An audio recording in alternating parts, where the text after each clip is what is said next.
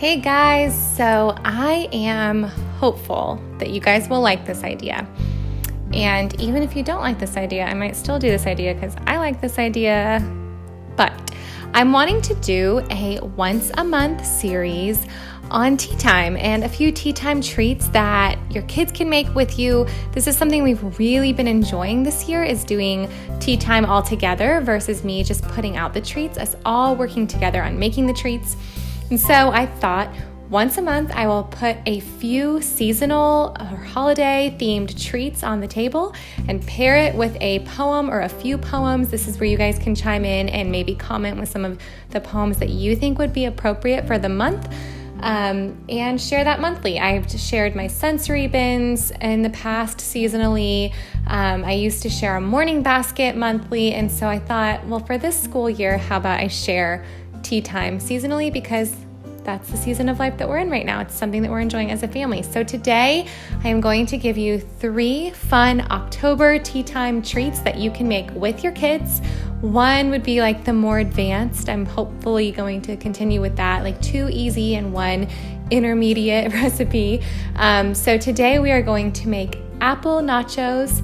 We are going to make pumpkin spiced popcorn, and we are going to make a pumpkin cheese ball.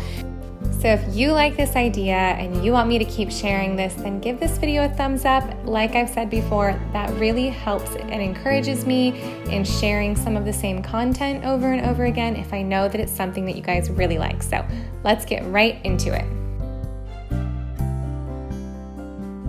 So let's start with the cheese ball, because this is one that is the more intermediate level one. It's super easy, as you'll see, but this is one that my daughter helped me with, and then my boys helped me with the other ones. So for this cheese ball, you are going to need 16 ounces of cream cheese. You're going to need that to be room temperature.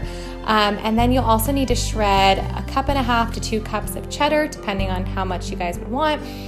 You'll need 3 tablespoons of minced onion, although I cut back a little bit for my kids' sake. And then a little bit of salsa added in. The recipe called for 2 tablespoons.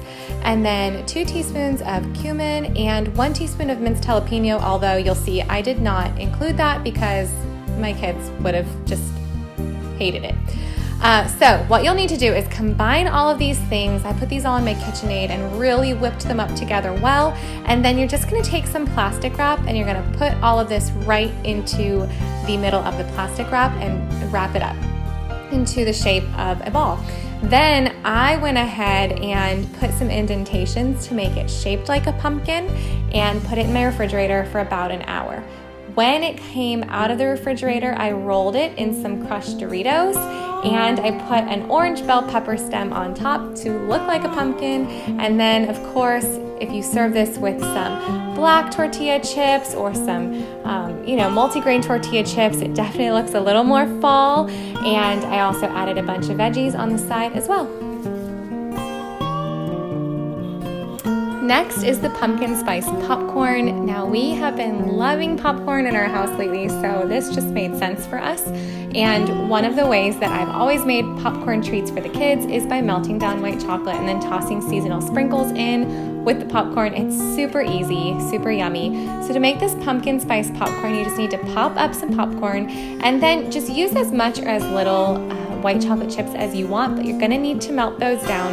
And I actually melted mine down with a little bit of coconut oil just to help mix it up, but you don't want to use too much because then the white chocolate will not harden on the popcorn. So, and then the only other thing you're gonna need is some pumpkin pie spice seasoning, and then you can add in mini pretzels or any candies that you want, but this is just a simple recipe. So you're gonna pop up the popcorn, melt down the white chocolate, and then lay the popcorn out on a parchment paper or wax paper lined baking sheet, and just toss it in the melted white chocolate. Then you're just gonna sprinkle some pumpkin pie spice right on top. It's very yummy. It's like a sweet and salty treat all in one with that little hint of pumpkin pie spice. If you're not a fan of pumpkin spice, then you can just use some seasonal sprinkles, or even like Reese's Pieces would be a really cool color in this popcorn. And that's it. Just let it dry for about, 15 to 20 minutes or so if you can resist, but it is good right off the pan right after you mix it.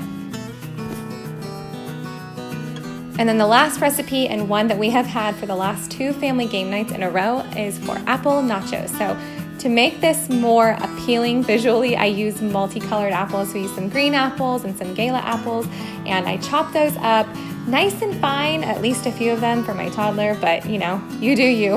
And then I spread those out on a plate, and then all you need to do is take some peanut butter and melt it down. This I also added a little bit of coconut oil to, just to help it drizzle a little easier. You're gonna drizzle some peanut butter on top, and then some caramel topping as well, and then we like to sprinkle it with mini chocolate chips. If this is something I'm making for my husband and I, basically my kids would all love this except for my 5-year-old.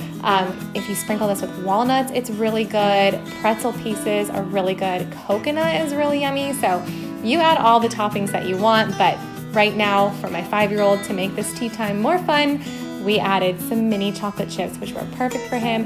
Now this is one that anybody can help with, save for the hot caramel sauce and the hot peanut butter sauce, but sprinkling the toppings on or arranging the apples is something that even toddlers can help with. So I hope you guys enjoyed this video. If you guys make any of these recipes and you share them on Instagram, tag me and I will gladly share on my Insta stories. I also wanted to add a poetry pairing to this poetry tea time, and I'm sure you guys can guess already, but I am going to pair the poem October by Robert Frost because, of course, you know, I mean, can you have a tea time in October without reading that poem? This is a poem that I recite in my head every time I hear the word October because my kids and I have read it for the last 2 years at some point in the month of October. I'm already looking forward to some ideas for a November tea time. So if you guys like this video, again, give it a big thumbs up and let me know in the comments below what poem you would pair with this poetry tea time. All right, I'll see you guys soon. Bye.